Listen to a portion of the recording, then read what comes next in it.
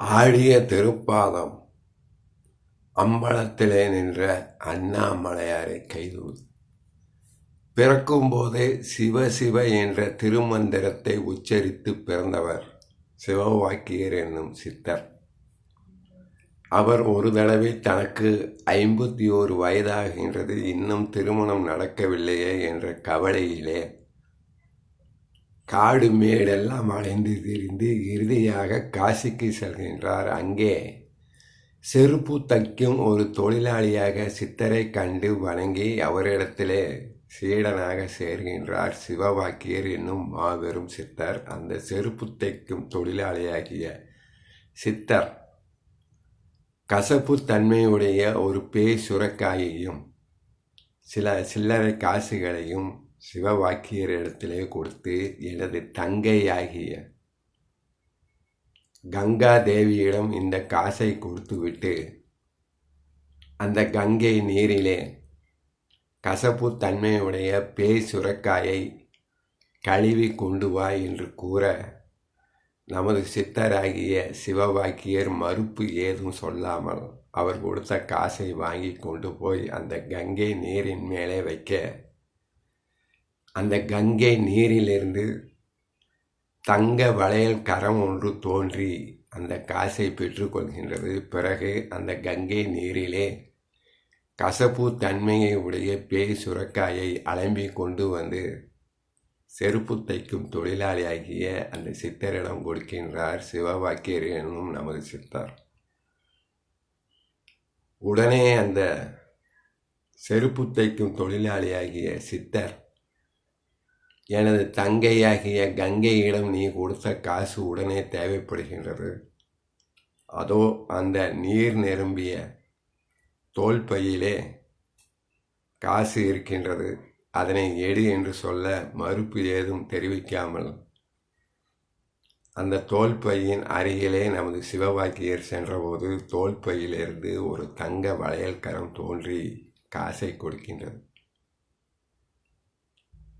சித்தர் என்னும் ஞான பரிபக்குவம் நிலையை நமது மாணவனாகிய சிவவாக்கியர் அடைந்து விட்டான் என்று செருப்பு தைக்கும் தொழிலாளியின் உருவிலே வந்த சிவபெருமான் அவருக்கு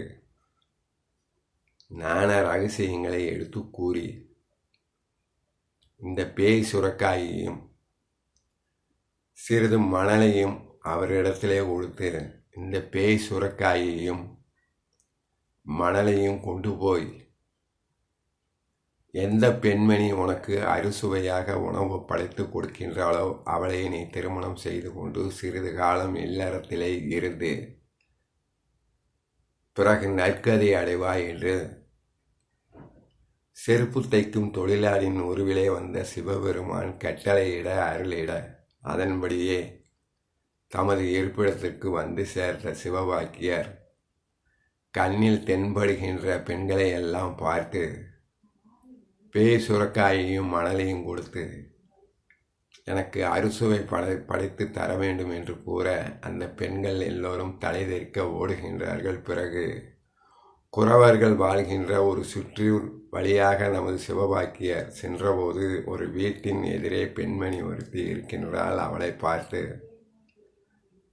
பேய் சுரக்காயையும் மணலையும் கொடுத்து எனக்கு அறுசுவை உணவு படைத்திடுக என்று கூறிய போது அந்த பெண்மணி பதில் ஏதும் கூறாமல் சித்தர் இடத்திலே வாக்குவாதம் செய்யக்கூடாது என்ற எண்ணத்திலே அவர் கொடுத்த பேய் சுரக்காயையும் மணலையும் கொண்டு அறுசுவை உணவு படைத்து விருந்து பரிமாறுகின்றாள். பிறகு அந்த குறத்தி பெண்ணின் பெற்றோர்கள் வீட்டிற்கு வந்து நடந்ததை அறிந்து அந்த பெண்ணையே சித்தராகிய சிவவாக்கியருக்கு மனம் முடித்து கொடுக்கின்றார்கள். சிவவாக்கியர் அங்கேயே தங்கி அந்த குறவர்கள் செய்யக்கூடிய வேலையாகிய காட்டிற்கு சென்று மூங்கிலை பிளந்து முரத்தை தயாரிக்கின்றார். அவ்வாறு ஒரு நாள் அவர் காட்டிலே மூங்கிலை வெட்டி கொண்டிருந்த போது ஆகாய மார்க்கமாக சென்ற கொங்கணவர் என்னும் சித்தர் நமது சிவவாக்கியரின் தவ வலிமையை கண்டு அவர் இல்லாத நேரத்திலே சிவவாக்கியர் வீட்டிற்கு வந்து அவருடைய மனைவியை பார்த்து, வீட்டிலே ஏதாவது இரும்பு துண்டு ஏதாவது இருந்தால் கொண்டு வாமா என்று கூற, அந்த பெண்மணியும் வீட்டிலே இருந்த இரும்பு துண்டு ஒன்றை கொடுக்க அதனை தங்கமாக மாற்றி கொடுத்துவிட்டு செல்கின்றார். இதற்கு இடையிலே நமது சிவபாக்கியர் காட்டிற்கு மூங்கிலை பிளப்பதற்காக சென்றபோது ஒரு மூங்கிலை வெட்டிய போது மூங்கிலிருந்து தங்கத் துகள்கள் வெளிப்படுகின்றன. ஐயோ, ஆட்கொல்லி பூதம் வந்து விட்டது என்று தலைதேர்க்க ஓடி வருகின்றார் சிவபாக்கியர். அந்த சிவபாக்கியரை கண்ட 4 இளைஞர்கள் என்ன நடந்தது என்று கேட்க, மூங்கிலை வெட்ட சென்றபோது மூங்கிலிருந்து தங்கத் துகள்கள் வெளிவருகின்றன என்று நமது சிவபாக்கியர் சொன்னபோது, சரியான பைத்தியக்காரனாக இருக்கின்றாய், அந்த ஆட்கொல்லி பூதம் உன்னை கொன்றுவிடும், ஓடிவிடு என்று சிவபாக்கியரை விரட்டிவிட்டு அந்த 4 பேரும் தங்கத்தை பங்கு போட முற்படுகின்றார்கள். அதிலே 2 பேர் பசியாக இருக்கின்றது, நாங்கள் போய் 4 பேருக்கும் உணவு வாங்கி வருகின்றோம் என்று கூறி உணவிலே விஷத்தை கலந்து கொண்டு வருகின்றார்கள். மற்ற 2 பேரையும் கொல்வதற்கு அந்த தங்கத்திற்கு காவலாக இருந்த மற்ற இருவர்கள் அருகிலே கிணறு இருக்கின்றது, அதிலே நீர் கொண்டு வாருங்கள் என்று உணவு கொண்டு வந்தவரை பார்த்து கூற, அவர்கள் நீர் எடுப்பதற்காக கிணற்றுக்கு சென்றபோது பின்னாடியே சென்று அந்த 2 பேரை கிணற்றிலே தள்ளி கொன்றுவிட்டு பிறகு விஷமுடைய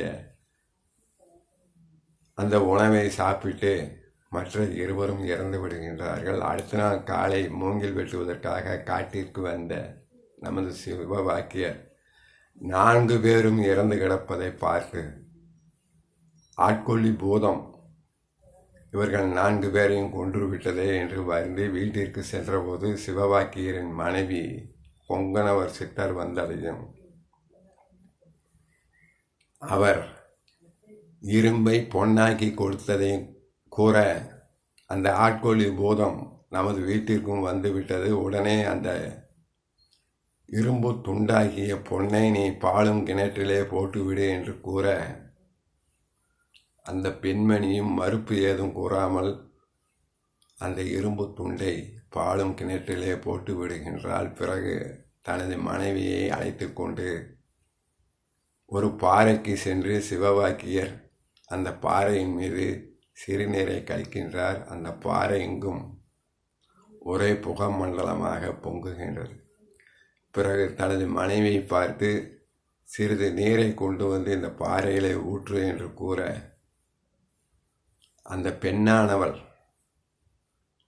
பற்று ஏதும் இல்லாது பற்று அறுத்த சித்தரின் மனைவியாகிய அந்த பற்று அறுத்த ஞானியாகிய அந்த குரத்தி பெண்ணானவள் நீரை கொண்டு வந்து அந்த பாறையின் மீது ஊற்ற பாறை எங்கும் தங்கமாக மாறுகின்றது.